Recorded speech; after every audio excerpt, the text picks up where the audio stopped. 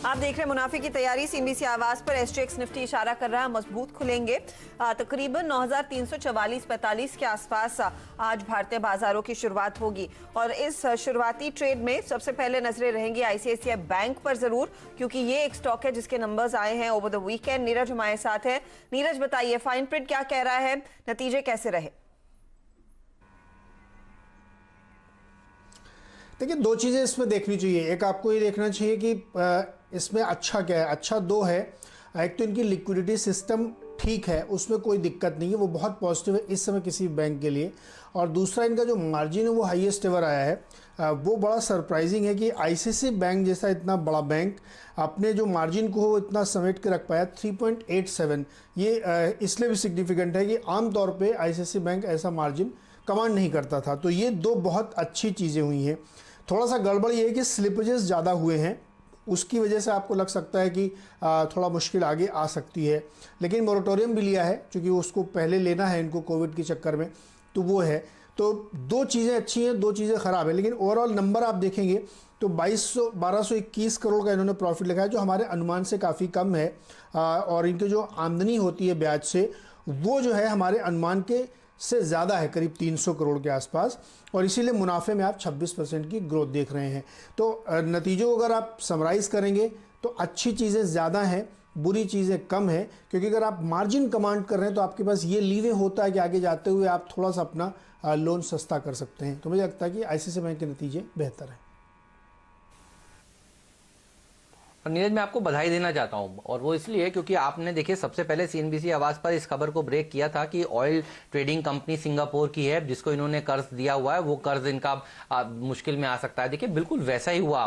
तो अगर आप देखें तो दो स्लिपेजेस वाले जो अकाउंट हुए हैं वो दरअसल एक ऑयल ट्रेडिंग कंपनी जो नीरज ने सबसे पहले सीएनबीसी आवाज पर बताया था, और उसके बाद ये शेयर देखिए चल नहीं पाया था। और हेल्थ केयर कंपनी जो मिडिल ईस्ट की एक कंपनी है NMS हेल्थ केयर, ये दो अकाउंट्स हैं देखिए जिन्होंने जो समय पर पैसा नहीं दे पाए हैं। इसके अगेंस्ट अब बैंक अपनी कार्यवाही कर रहा है, लेकिन ये जानकारी उन्होंने दी। लेकिन उसके बावजूद ग्रॉस एनपीएज 19 क्वार्टर के लोस पर आए हैं। तो नंबर्स एनआईएम्स रिकॉर्ड हाइस पर आए हैं। और प्रोविजनिंग जो इन्होंने करी है वो तो देखिए करनी थी, 3 गुना ज्यादा प्रोविजनिंग हुई है, 5,970 करोड़ रुपए के आसपास ये होनी थी, क्योंकि देखिए कोविड के चलते करीब 2,700 करोड़ रुपए की प्रोविजनिंग इन्होंने करी है। तो 600 करोड़ रुपए आरबीआई कहता था कर लीजिए आप प्रोविजनिंग कोविड के चलते, लेकिन उससे ज्यादा प्रोविजनिंग इन्होंने करी है। आज शेयर कैसा बिहेव करेगा बताइए, कैसे देख रहे हैं आप इन नंबर्स को? मयूरेश जी, आपसे पहले राय लेते हैं, उसके बाद टेक्निकल चार्ट्स पर भी राय लेंगे। बिल्कुल हेमंत जी, नहीं उससे पहले मैं कहना चाहता हूं, आई थिंक मदर्स डे की सबको शुभकामनाएं। और हेमंत जी, खास करके आई थिंक जो आपका फोटो था काफी पुराना लग रहा है, बट आप में कुछ चेंज नहीं दिख रहा है मुझे। सर 10 साल पुराना फोटो था। सर कोई चेंज नहीं है, टच वुड नहीं। Having said that, I think जैसे नीरज जी और बिल्कुल, थैंक यू। तो जैसे नीरज जी और आप कह रहे थे, आई थिंक पॉजिटिव्स थोड़े ज्यादा हैं compared to negatives. Mix bag जरूर थे, but NIMs at an all time high और 3.87। जो डिपॉजिट ग्रोथ थी जी, जैसे आप सुबह भी कह रहे थे, I think at 7.9% quarter on quarter, I think ये बहुत बढ़िया फिगर है। तीसरा, आई थिंक जो हम स्लिपेजेस का आंकड़ा देख रहे हैं, आई थिंक मान के चले, आई थिंक जो दो स्लिपेज अकाउंट होने वाले थे, हेल्थ केयर और एक oil and gas company overseas से, ये बाजार फैक्टर इन करके चला था। चौथा, आई थिंक जो एक्सेसिव प्रोविजनिंग हुई है, ये बात मार्केट पचा के चलेगा कि ये एक्सेसिव है। आई थिंक जो एडिशनल प्रोविजनिंग लगी थी क्वार्टर ऑन क्वार्टर और year on year, that is quite standard in terms of whatever requirements are to be done.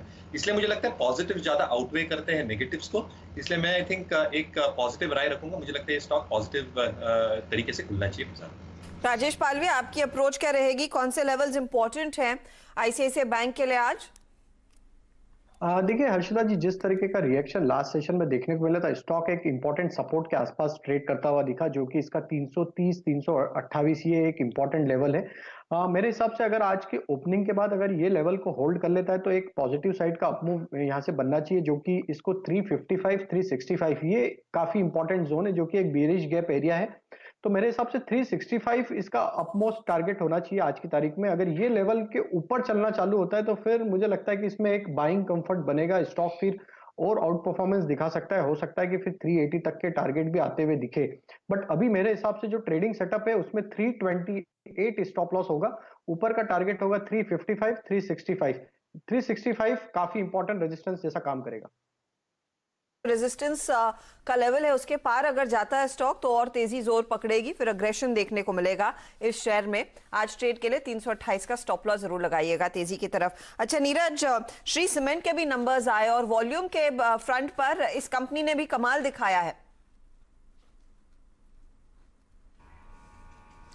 जी हाँ, नंबर काफ़ी बढ़िया है। मुनाफे में एक बहुत ज़बरदस्त ग्रोथ देखने को मिली 83% की, और वो इसलिए क्योंकि इन्होंने अपने मार्जिन में 10% का करीब उछाल देखा है। तो ये कह सकते हैं आपकी इम्प्रूवमेंट बहुत ज़बरदस्त है। एबिटा लेवल में भी 27-28% की ग्रोथ है।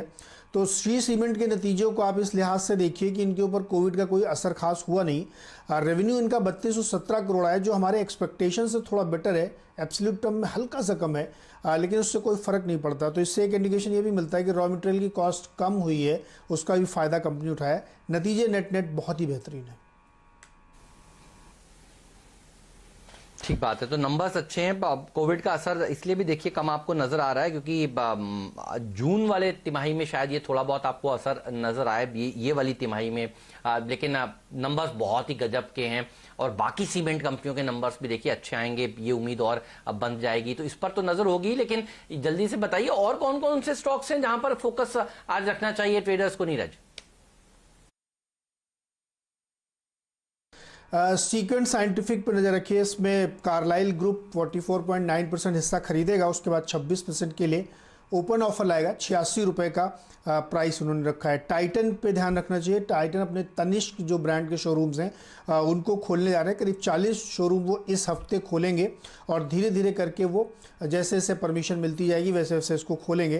तो ये एक बड़ी खबर इनके लिए होगी। हीरो मोटो पर नज़र रखिएगा, ये पूरी ऑटो कंपनीज पे, क्योंकि इन्होंने जो अपनी बिक्री है वो शुरू कर दी है, और 10,000 यूनिट हीरो मोटो ने अकेले बेची है आफ्टर ओपनिंग। और इनको लगता है कि जैसे जैसे डीलरशिप ओपन हो जाएंगी ये सेल्स और बढ़ेगी।